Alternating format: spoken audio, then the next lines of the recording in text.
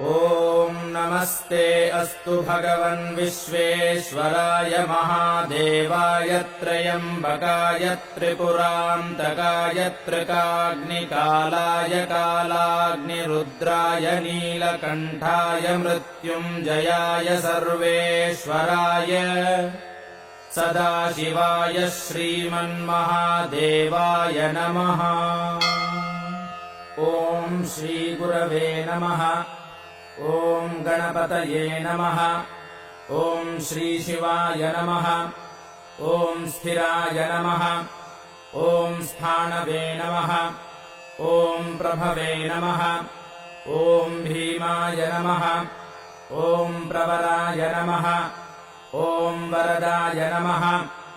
ॐ वराय नमः। ॐ सर्वात्मने नमः। ॐ सर्वविख्याताय नमः।